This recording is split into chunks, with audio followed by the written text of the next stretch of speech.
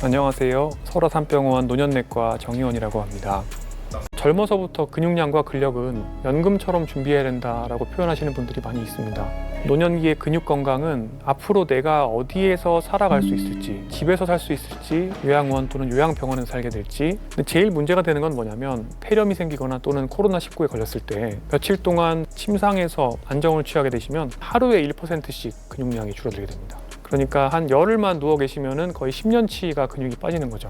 그러면 겨우 아슬아슬하게 의자에서 일어나실 수 있던 분이 이 시점이 되면 침대에서 나오지 못하게 됩니다. 침대에서 나오지 못하게 되면 기저귀가 필요합니다. 그리고 누군가가 그 기저귀를 갈아줘야 되는 것이고, 이 상황이 계속 진행되게 되면 우리가 노년기에 생각할 수 있는 모든 종류의 문제들이 다 같이 따라오게 됩니다. 굉장히 삽시간에 일상생활을 잘 하시던 분이 요양원이나 요양병원 생각을 하시게 될 수가 있는 거죠. 걷기를 하면 안 되는 사람은 없습니다. 사람은 걷도록 진화된 동물이고, 우리는 수렵 채취사회 유전자를 그대로 가지고 있고, 또 연구를 해보면 70대, 80대, 90대에도 걷는 신체 활동량이 많은 사람들이 근골격 시스템도 노화가 적습니다. 물론 너무 많이 걸으면 안 되는 분들이 반드시 있습니다.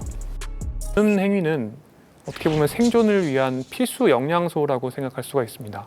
운동은 약이다라고 하는데, 걷기는 걷기 운동이라고 하기보다는 정말 꼭 먹어야 하는 밥과 같은 것입니다. 그러니까 영양소라고 볼 수가 있습니다. 어르신들에서 걷지 않으면 굉장히 빠르게 근육의 기능, 특히 하지 근육, 다리의 근육의 기능이 떨어진다고 생각을 할 수가 있고요. 그렇기 때문에 걷는 것은, 특히 많이 걷는 것은 권장되어야 합니다. 그런데 이제 걷기만 해도 병이 나시는 분들이 있습니다. 실은 젊었을 때 많이 안 걸으신 분들인 경우가 많거나, 아니면 이미 연골이 안 좋으신, 무릎 연골이 안 좋고, 그 무릎 연골이 안 좋은 이유는 무릎 주변의 근육이 취약하기 때문인 경우가 많습니다. 또는 근육량과 근력에 비해서 체중이 너무 많이 나가서 그렇기 때문에 근골격계의 안정성이 떨어지고 총체적인 기능이 떨어져서 그런 경우가 많죠. 이런 문제를 해결을 하기 위해서, 그러니까 걷고 나면은 오히려 골병이 들고 무릎이 나가고 마모가 되고 발목이 나가고 이런 문제들이 생기는 걸 예방하기 위해서는 걷기 전후로 스트레칭을 충분히 해주고, 또 걷기만 해서는 안 되고, 대부분의 어르신들이 근력이, 특히 코어 근육이 부족한 경우가 많기 때문에 코어 근육 그리고 엉덩이 근육, 둔근이라고 하는데, 이 두 가지 근육군에 대한 운동을 해주는 것이 반드시 필요합니다. 또 하나가 올바르게 걸어야 한다는 것인데요. 주로 이제 어르신들이 되시면은 이제 팔을 잘 흔들지 않게 두고, 그리고 또 구부정한 자세로 팔자로 걸으시게 되는 경우가 많고요. 걷는 자세를 전문가분들께 배운다거나, 그런데 이게 또 한편으로는 코어나 둔근이 개선되고 스트레칭이 되면 걷는 자세가 자연스럽게 좋아지는 부분도 있습니다만, 또 올바른 자세로 걷는 연습을 이제 하시면서 걸으시는 게 도움이 됩니다.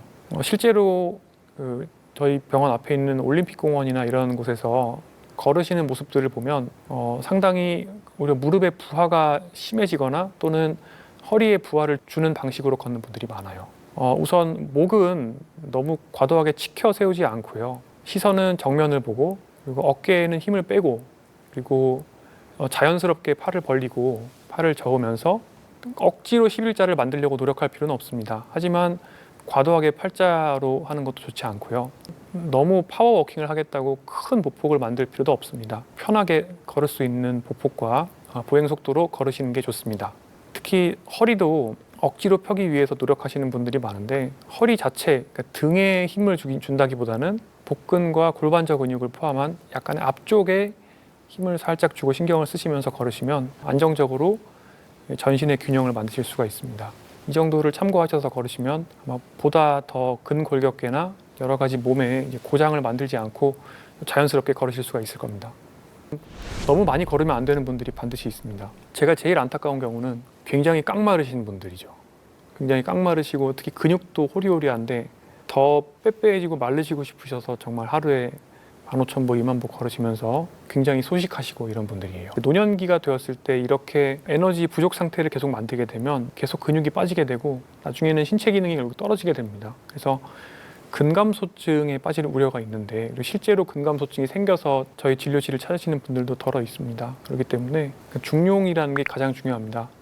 너무 과도하지 않은 것이 중요하고, 적정선을 지키게 되면 별 문제가 없고, 반대로 걷기 같은 만병통치약도 너무 무리해서 과도하게 나한테 적용을 하게 되면 해가 될 수가 있습니다. 잘 걸으시기 위해서도 반드시 필요한 운동들을 몇 가지 말씀을 드리겠습니다. 첫 번째로 코어 운동들이 있죠. 코어 운동들로 가장 대표적인 것이 어르신들이 안전하게 하실 수 있는 것으로는 브릿지 운동이 있습니다. 엉덩이를 누워서 드는 운동인데 브릿지 운동만 하셔도 특히 요실금, 변비 이런 것들이 많이 좋아지시는 분들이 많고요. 다음에 스쿼트입니다. 스쿼트는 체력이 많이 약한 분들은 월 스쿼트라고 해서 벽에서 기댄 상태로 상체를 내려오는 방식으로 운동을 하셔도 좋고 맨몸으로 그냥 스쿼트를 하시는 것도 좋습니다. 그 다음으로 쉽게 하실 수 있는 운동이 플랭크입니다. 플랭크 운동, 플랭크 자세는 이 코어 전반에 큰 도움이 되고 많이 하시게 되시면 호흡도 안정되는 효과가 있습니다. 플랭크는 엎드려서 하는 플랭크도 있지만 옆으로 하는 사이드 플랭크라는 것도 있습니다. 사이드 플랭크를 같이 해주시면 척추 건강에도 도움이 될 수 있습니다. 그 외에도 누워서 다리를 이제 교차해서 뻗는 슈퍼맨이라고 하는 운동도 있습니다. 코어의 전반에 도움이 되고요. 또 슈퍼맨은 둔근, 그러니까 엉덩이 근육에도 도움이 많이 됩니다. 지금 말씀드린 운동들 뿐만 아니라 유튜브를 보시면 어르신들께서 안전하게 그리고 댁에서 쉽게 간편하게 하실 수 있는 운동들을 소개하는 영상물들이 굉장히 많이 있습니다. 이런 운동들 몇 가지를 루틴으로 만드셔서 아침 저녁으로 한 번에 한 10분 정도씩 꾸준히 해주시면 굉장히 빠른 속도로 체형과 자세가 바뀌는 것을 경험하실 수 있을 겁니다.